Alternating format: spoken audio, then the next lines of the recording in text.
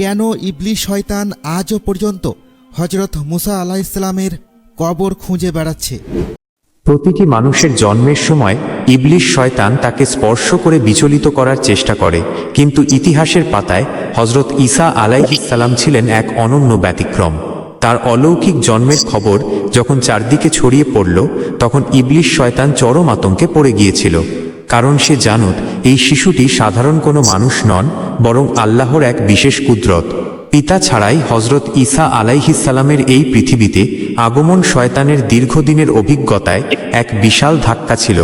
সে হন্যে হয়ে তার খবর খুঁজছিল, কারণ সে চেয়েছিল এই মহান নবীকে শুরুতেই পথভ্রষ্ট করতে বা তার কাজে বাধা দিতে।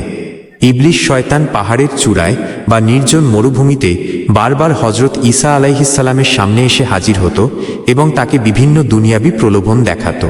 সে চেয়েছিল হজরত ঈসা আলাইহিসসালাম যেন আল্লাহর ওপর থেকে ভরসা হারিয়ে দুনিয়ার মোহে পড়ে যান।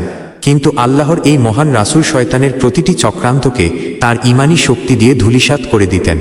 শয়তানের প্রধান রাগ ছিল এই কারণে যে হজরত মরিয়ম আলাইহিসসালামের আম্মার দোয়ার বরকতে আল্লাহ তাআলা হজরত ঈসা আলাইহিসসালামকে শয়তানের স্পর্শ থেকে সম্পূর্ণ পবিত্র রেখেছিলেন।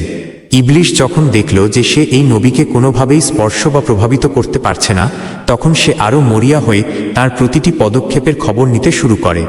মূলত শয়তানের এই হন্যে হয়ে খবর খোঁজা ছিল সত্যের আলোর কাছে তার পরাজয়ের এক চরম বহিঃপ্রকাশ।